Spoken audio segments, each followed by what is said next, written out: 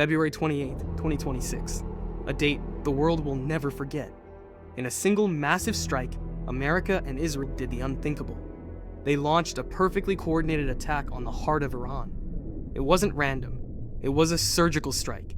Using top-secret intelligence, they found exactly where Iran's top leaders were meeting. In one moment, the building was gone. 48 high-ranking officials, including Supreme Leader Ayatollah Khamenei and the top military brass, were assassinated instantly. On paper, it looked like a total success. The US and Israel got what they wanted in record time. But in war, there is a famous saying: you can decide when a war starts, but you can never decide when it ends. The leaders may be gone, but the trap has just been sprung. Today we're discussing why America's quick victory is about to become their worst nightmare. This is how Iran became a death trap for the US.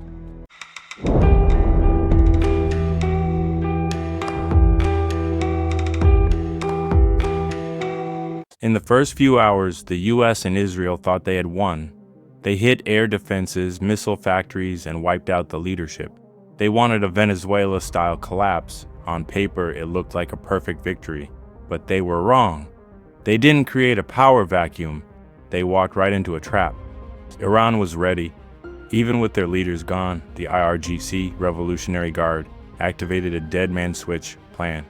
At first, the attacks were weak.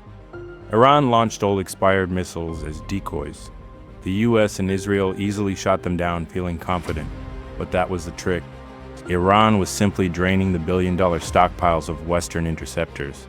Then, the IRGC said they opened the gates of hell that night. They launched the Fateh-2 hypersonic missiles.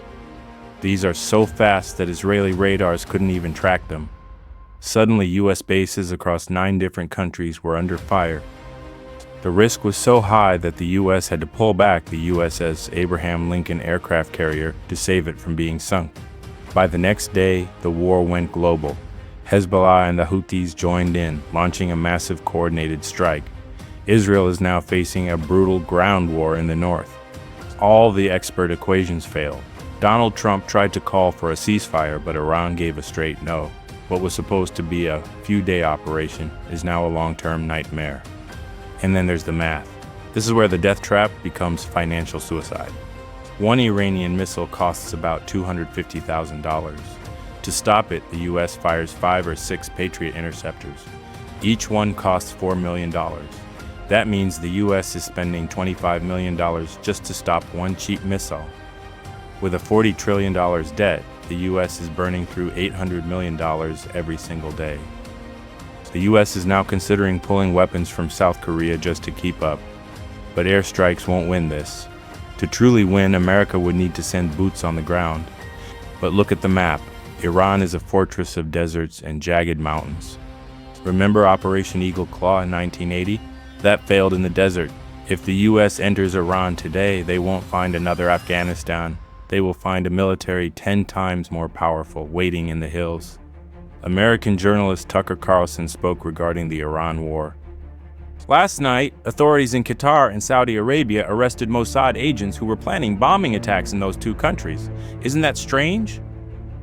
There seems to be no logic to it, right? Why would Israel carry out bombings in Qatar and Saudi Arabia when Iran is also attacking those Gulf nations? Aren't they on the same side? The answer is no, they are not on the same side. Israel wants to damage Iran and simultaneously weaken Qatar, the UAE, Saudi Arabia, Bahrain, Oman, and Kuwait, and they have succeeded in doing so. Iran, the Houthis, and Hezbollah have taken a do-or-die stance. They will fight until death. America thought everything would be over in a week, and they would achieve victory after Khamenei's death. But they failed to realize that Khamenei was prepared for martyrdom. Now, Israel and America are burning everything down, yet they are unable to prevail. Meanwhile, they are in such a state of panic that they have shot down 3 of their own fighter jets. Israel is trying to turn this into an Arab versus Iran war. The United States says they haven't given their death bite yet.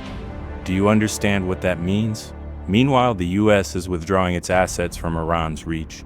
France, Britain, and Germany, who were saying they would join the war until yesterday, are now singing a different tune. Just a moment ago, Hezbollah and Iran launched a joint attack on Israel. As the smoke clears over the Gulf, it is becoming obvious that the old alliances are fraying. What started as a targeted operation has now spiraled into a regional firestorm that no one seems able to control. The world is watching, but for those on the front lines, the time for talk has long since passed.